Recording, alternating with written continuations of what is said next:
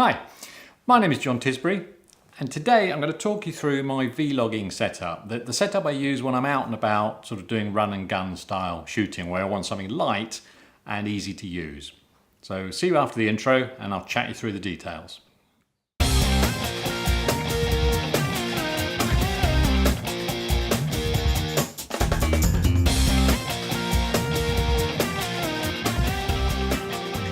So we're going to chat through the vlogging setup that I use and talk about some of the advantages of it and also some of the disadvantages, some of the things I've found out whilst I've been actually using it and some of the things I've had to fix along the way to make it work better for me.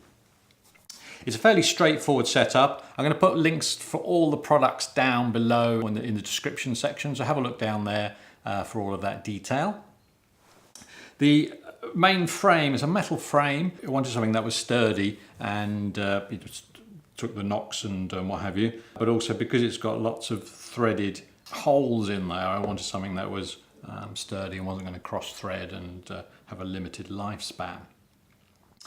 So the camera, I've got a GoPro Hero6 on here. It's fitted through a normal GoPro mount as a screw fixing at the bottom there. So it gives it a nice sturdy fixing onto the frame. Also on the frame I've got mounted a microphone, as you can see. This is the Rode one with a little dead cat. It's more of a kitten really, actually size wise, a dead kitten. And the audio quality out of the GoPros, as most people are aware, isn't particularly good. The built-in microphone is often very poor quality in terms of the sound. And that's made even worse when you're outside and you've got wind noise.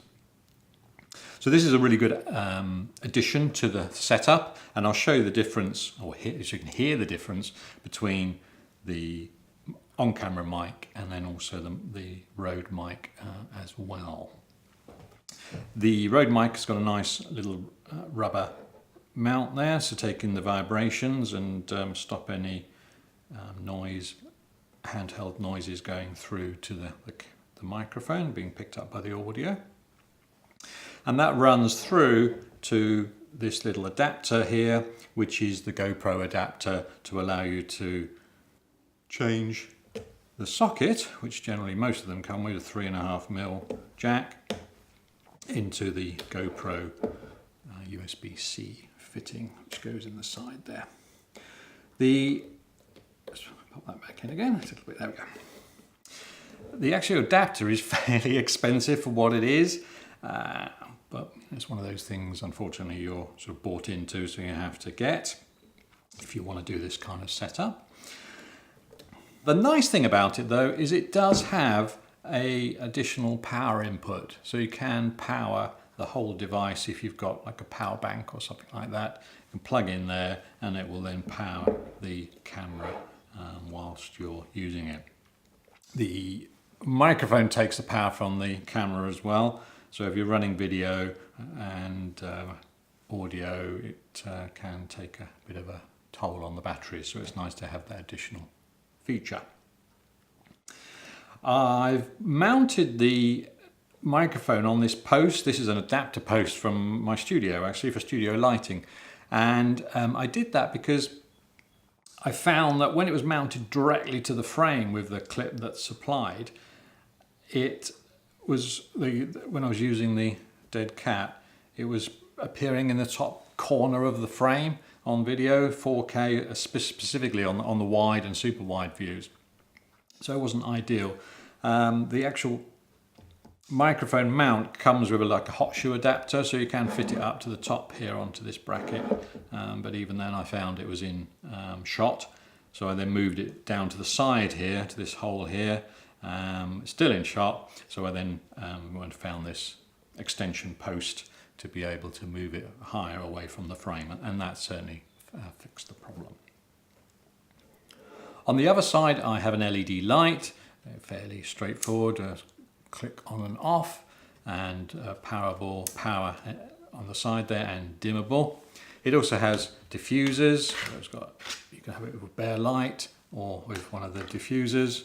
It also comes with a second one, which is a 3200 Kelvin, or 3200 Kelvin, should I say. got both of those, and that can be powered by normal batteries. I'm running it on AAs just for this example, but it will take Sony batteries, Panasonic batteries, a whole raft. But there are so many of this type of product on the market now, which is great to have that flexibility and that choice. And if I don't need this, it easily comes off. It's got a little thumb screw on the side there, and I can just undo that and take it off. Just pop it there out of the way. Let's just take that. There's a nut there that's captive, which I don't want to lose. I'll just pop that on the end of the bar. Job done. So I'll show you now, or demonstrate, the audio on these, so you can see the difference in quality between the microphone and without the microphone. So I'm just going to run some video. So it's on, let's just change it to video, there we go. So that's now running in video. So I'm just going to turn it around to me with the microphone facing me and do a few lines to camera, as it were, or lines to microphone. So you can hear what that sounds like with the Rode mic. And this is obviously ideal indoors because there's no wind. You can also put the dead cat on. Slide that on. So it's now got the dead cat on there. And that works really well outside. I was using it the weekend when it was really, really windy. And that did a good job of combating the wind noise. So just take that off again. And then I'm going to drop out the mic completely. So I'm just removing this plug. And you should now hear quite a difference in audio because we're now running from the GoPro's own internal microphone, which is a little bit hidden by this case that it's enclosed in. So yeah, not great. So let's just pop it back in. Better audio. So there you go. Turn that back round to you. Let's just turn this off. So that's my setup that I use for running and gunning, vlogging, that kind of thing. It's as I say, it's very sort of robust. It's nice and easy to hold. It doesn't matter which hand you do it. You can easily do point to camera stuff, and then away from you do two-handed grip for a much steadier footage. So all in all, I really do think it's a really useful frame and provides a lot of flexibility in terms of how you mount things and position things on it, which is always good. It's also nice and flat, as you can see here, so you can just sit it on the table and record that way as well. So it gives you lots of flexibility, I guess. So let me know your thoughts. Drop some comments down below. You know, what sort of things do you use? What are your products that you go to and work for you? Because we're always interested to hear what other people are using and why they find it beneficial or not beneficial, as the case may be. And if you find this video useful, then please consider subscribing. There's a lot more coming this way on these types of things. And I'll see you on the next one. All right. Take care. Bye.